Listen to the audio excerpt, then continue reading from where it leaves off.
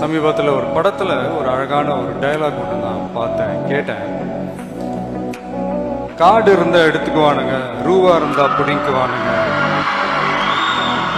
ஆனா படிப்பை மட்டும் உங்ககிட்ட இருந்து எடுத்துக்கவே முடியாது. அது ரொம்ப ஒரு பாதிச்ச ஒரு லைன்ஸா இருந்தது. இது வந்து 100% உண்மை மட்டும் இல்லை, இதுதான் யதார்த்தமும் கூட.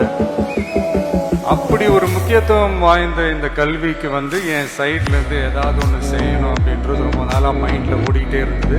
அதுக்கான நேரம் தான் இது அப்படின்னு நான் நினைக்கிறேன்.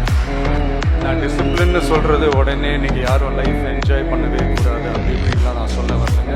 லைஃப்பை நல்லா என்ஜாய் பண்ணுங்க, அது ரொம்ப ரொம்ப முக்கியம். Have fun in life. But at the same time உங்களுடைய அந்த செல்ஃப் ஐடென்டிட்டியை காரணத்தை கொண்டு எந்த சூழ்நிலையிலையும் விட்டு கொடுத்துறாங்க. நம்மளுடைய வாழ்க்கை நம்ம கையில தான்ங்கிறத சும்மா ஒரு கார்னர் ஆஃப் த மைண்ட்ல போட்டு வச்சுக்கோங்க. அதை அப்பப்போ எடுத்து ஞாபகப்படுத்திக்கோங்க, சரிங்களா? இது நிறைய பேர் சொல்லி ஒன்று கேள்விப்பட்டிருப்பீங்க, உன் நண்பனை பத்தி சொல்லு, நான் உன்னை பத்தி சொல்றேன். எனக்கு தெரிஞ்சு இப்போ அதெல்லாம் மாறிடுச்சுன்னு நினைக்கிறேன். நீ எந்த சோஷியல் மீடியா பேஜை ஃபாலோ பண்றேன்னு சொல்லு, நான் உன்னை பத்தி சொல்றேன் அப்படின்றதான் இன்றைய ஒரு புதிய பழமொழி. உங்களை டிஸ்கரேஜ் பண்றதுக்குன்னு ஒரு கூட்டம் கண்டிப்பா இருக்கும். உன்னால இது முடியாது, உன்னால அது முடியாது, இது சரியில்லை, அது சரியில்லை, இது ஓடாது எல்லாம் சொல்லுவாங்க. பட் அதெல்லாம் எடுத்துக்காதீங்க.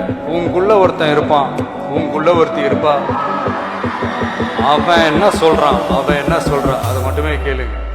ஸோ வந்த எல்லாருக்குமே நன்றிகள். வளர்ப்போம் கல்வி, வளர்க்க என்னுடைய குட்டி நண்பா நண்பீஸ். தேங்க்யூ.